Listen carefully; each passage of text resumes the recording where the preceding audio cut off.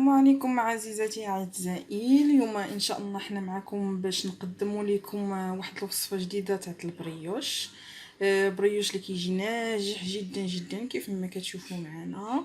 نقدروا نصوبوه طبيعي، نقدروا نصوبوه بالشكلاط بحال هكذا مرصويات الشكلاط، نقدروا نخلطوه مع الشكلاط، نقدروا نديروا به جميع الاشكال. اليوم ان شاء الله نوريكم بريوش طبيعي، وان شاء الله نوريه لكم عاوتاني بمرصوات تاع الشوكولا. بقاو معنا ندوزو للمقادير. ما تنسوناش باللايك وبانكم تشتركوا في القناه وتفعيل الجرس. السلام عليكم، عدنا معكم باش نعطيكم المقادير تاع البريوش اللي غادي نوجدو ان شاء الله. غادي نحتاجو نص كاس الحليب دافي، غنحتاجو 3 معالق صغار تاع الخميره حبوب.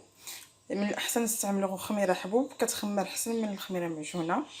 الخميره الجافه تجي زوينه في لي بريوش. غادي نحتاجو 6 البيضات، غنحتاجو نص كيلو تاع الطحين، غنحتاجو 60 غرام تاع الزبده تاع السكر عفوا، نحتاجو 60 غرام تاع السنيده الرقيقه، ما تكونش ديك الغليظه اللي كتبقى ما كتبغيش تذوب. غنحتاجو 200 غرام تاع الزبده، وبطبيعه الحال واحد القبيصه تاع الملحه باش تجينا العجينه ديالنا بنينه. بقاو معايا، غادي نبداو. اول حاجه غادي نقوم بها هي غادي نقوم بوضع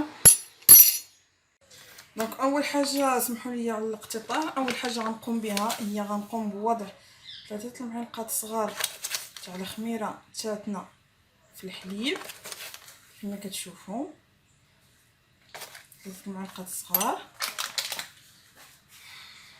الماء الحليب عندنا دافي، ما غاديش نحتاجوا الكميه كبيره تاع الحليب، واحد نص كاس صغير. غادي نخلطوها مزيان، نخليوها تذوب واحد شويه.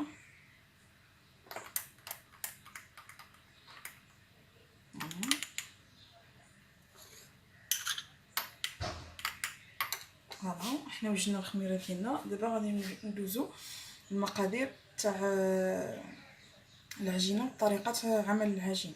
بقاو معايا. دونك رجعت معكم.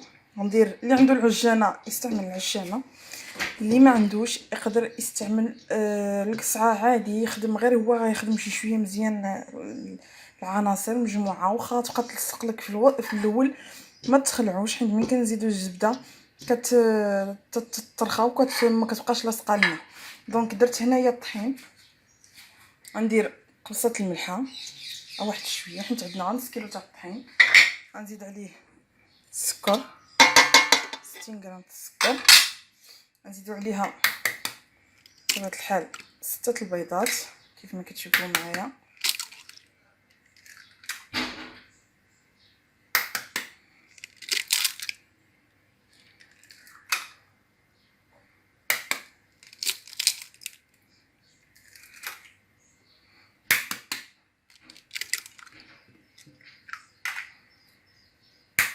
وكيجي واحد البريوش رائع للفطور، زعما كيجي روعه. ومن بعد نوريكم نقدروا نديروه طبيعي، يقدروا نديروه مع الشكلاط، نقدروا نديروه بزاف الاعدادات تاع البريوش بجميع الطرق. اليوم ان شاء الله نوريكم جوج تاع الطرق، وان شاء الله يعجبكم. وان شاء الله مره اخرى نوريكم نفس العجين اننا نقدروا نخرجوا بزاف الانواع تاع البريوش. دونك غادي نخلط هاد العناصر.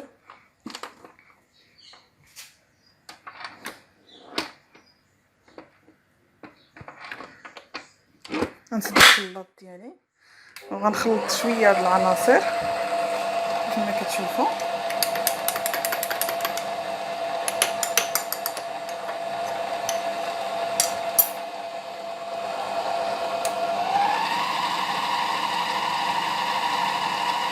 كما تندمج ليا مع السكر والطحين. من بعد غنزيد الحليب مع الخميره اللي فزت كما كتشوفوا. غادي نزيد في لا فيتيس السرعه تاع الخلاط ديالي.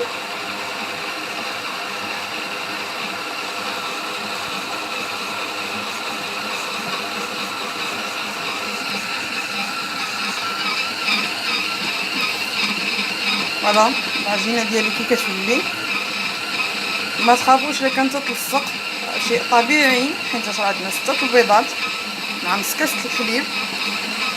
الحليب عبروه بكاس تاع العنبه، نص كاس تاع الحليب.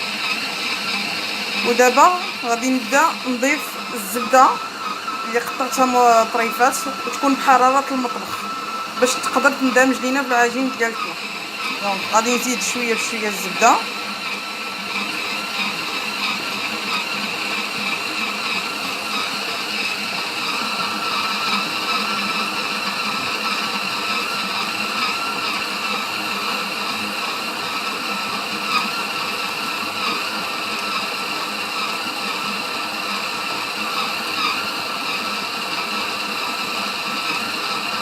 كما كتشوفوا معايا حتى تنكمل الكميه تاع الزبده اللي عندي اللي هي 200 غرام صافي. ونقلب نخليها تخدم هكا العجينه مزيان حتى تندمج ليا الزبده ديالتي ونرجع نوريكم النتيجه.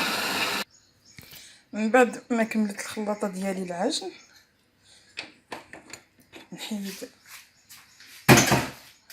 شوفوا معايا العجينه كتجي شي شويه جاريه لاني ما تخلعوش.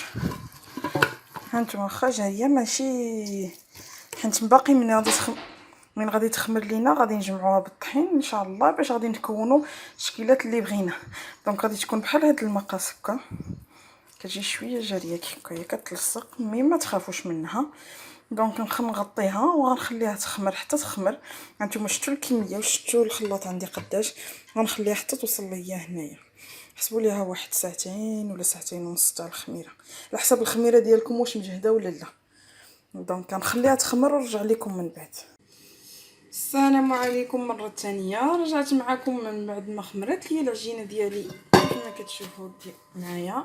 خمرت مزيان ماشي غتصدعها بالحجم راه كتضربوا في 3.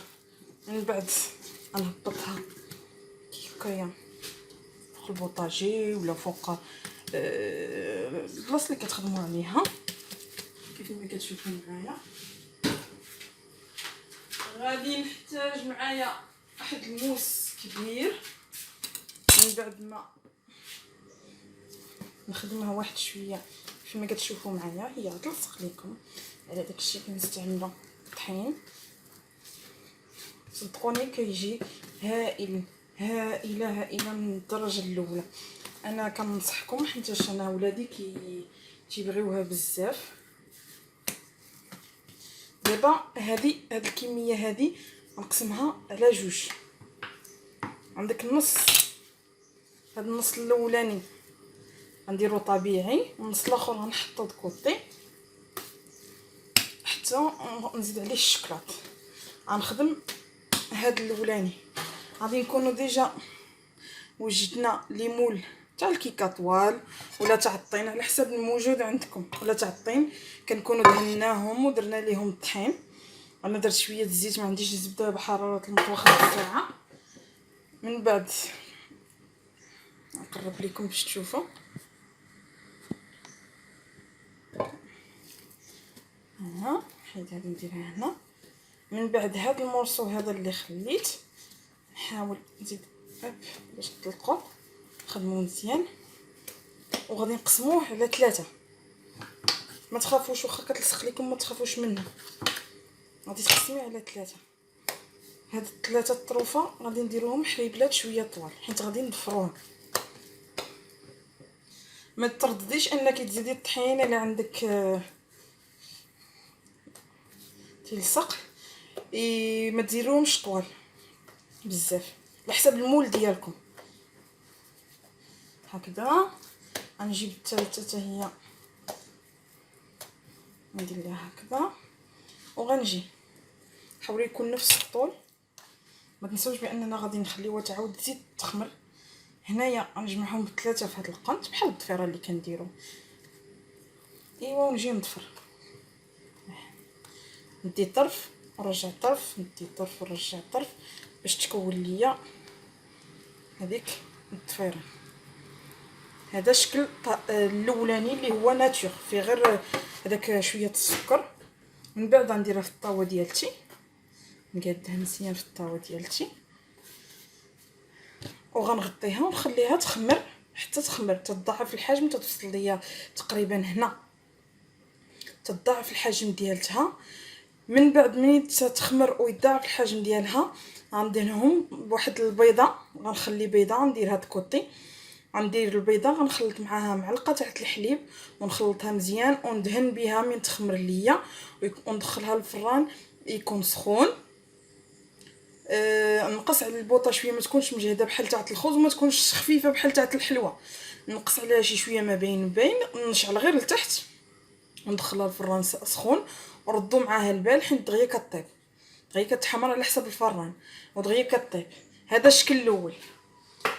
دابا غندوزو للشكل الثاني. الشكل الثاني انا غنستعمل الشكلاط، الشكلاط اي نوع تاع الشكلاط. انا الان عندي مجوج جداد لو شوكولا ولي الشكلاط بالحليب، تقدروا ديروا الشكلاط النوازيط، ديروا الشكلاط كحل، الشكلاط ابيض تقدروا ديروه على حسب الذوق، ما كيبانش. ناخذ السكين ديالي ودابا غنهرمشو، ماشي بالضروره يكون مقطع مقاد، ولا اللي عندها لي بيبيت شوكولا ديرو، اللي ما عندهاش ديرو بحالي. تقطع الشكلاط هانتوما كتشوفوا كنقطعو في نفس البلاصه اللي غنخدم عليها حيتاش غادي نستعملو. كيف ما كتشوفوا معاها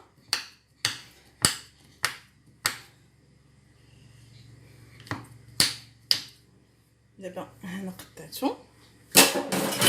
غنجيب العجينه ديالتي وغندمجو فيها كيف ما كتشوفوا. من بعد ما ندمجوه لكم الاختيار، الطريقه اللي بغيتو تقرصوه فيها.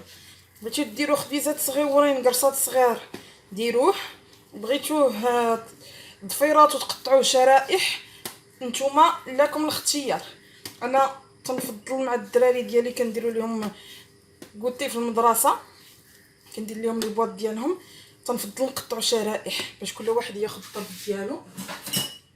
كذلك انا غادي نقسموه على 3، نحاول نقاد بيناتهم شويه صغيره بنفس الطريقه. نحرب لهم صبيعات شويه طوال، ما تخافوش من بعد واخا كتلصق مع الطحين كيولي داكشي مزيان كيف ما كتشوفوا. نحرب لها، تقدروا ديروا لها حتى هكا الا بغيتو، ديروا شويه الطحين في يديكم وتحربلوها كذلك كيف ما كتشوفوا معايا. حتى الا ما عندكمش الطول اللي هو هذاك ماشي مشكل، ملي تبقاو تضفروا كتبقاو تجبدوه. انا غندير شويه الطحين غنلصق هذه كذلك وغادي نضفرها. هذه عندي بالشكلاط. ان شاء الله مره اخرى بنفس العجينه غنوريكم مع لا كريم باتيسيير مع الشوكولا، نديروا بزاف تاع الانواع بنفس العجين. دابا درت لكم غير هاد الاشكال بسيطه كتجي زوينه للفطور تاع الدراري ولا حتى للكوتي. ونديرها كذلك في الطاوه ديالتي، نحاول نقادها شي شويه باش تجيني متساويه، ما نقرص ما والو، غير نحطها وكي كتشوفوا معايا كتجي هكايا، والثانيه حتى هي كتجي هكذايا. غنخليهم يخمروا ونرجع نوريكم من خمروا. من غيخمروا غندهنوهم صفار بالبيضه مخلطه مع معلقه الحليب، غندهنوهم ويكونوا الفران سخون وندخلوه، ما يكونش مجهد بزاف وما يكونش خفيف، ومن بعد ندخلوهم الفران حتى يتحمروا. خصكم تعرفوا بانهم دغيا كيطيبوا. نخليهم يخمروا ونرجع نوريكم من بعد. رجعت معكم باش نوريكم بعد ما خمرت. انتما تشوفوا هذا المول الصغير كيتفوت، هذا عندي شويه كبير راه حتى هو خمر راه واصل للنص. دابا غادي نجي ندهنو بيضه مع معلقه صغيره تاع الحليب، غادي نخلطهم مزيان، ومن بعد ندهن اللي بغى يشرب ندهنهم مزيان، هو اللي غيساعدهم على يتحمروا. وكي قلت لكم نخليهم الفران سخون، ما نخليش البوطه مجهده بحال غنطيب الخبز، وما نخليهاش ناقصه بحال غادي ندير الحلوه. ما بين وبين غير يكون سخون الفران ونقصو عليه حيت دغيا وردو مع البرد دغيا كيطيبوا. دونك هذه هي النتيجه من بعد الدهن. نديرهم يطيبوا ونوريكم النتيجه النهائيه. ونتمنى الفيديو يعجبكم وما تنسونوش باللايك. دونك حبيباتي رجعت معكم باش نوريكم النتيجه النهائيه للبغيوش من بعد ما طاب. هانتوما كي كتشوفوا كيجي مفرق، كيجي مفشفش، كيجي روعه. هذا تاع الشكلاط انا اختاريت ما نحمروش بزاف باش يبقى لي هكذا، نقدر من نخرج الا بغيت نجمدو نقدر نخرجو وندخلو الفران يزيد يتحمر شويه ومن هاي ديكونجلا. غادي نقطع لكم واحد الطرف باش تشوفوا كي كيجي من الوسط. هانتوما كيجي روعه روعه، كيجي خفيف خفيف وكيجي زوين للدهن وكي للفطور اي حاجه حبيتوها. دونك نتمنى الوصفه تكون عجبتكم. ما تنسوناش باللايك باش تدعمونا وفعلوا الجرس باش يوصلكم الجديد ان شاء الله. المره الجايه ان شاء الله نوريكم بنفس العجين باننا نقدر نخرجوا اشكال اخرى واشكال اخرى ان شاء الله. نتمنى هذا يكون عجبكم. سيرتو ما تنسوناش باللايك. السلام عليكم.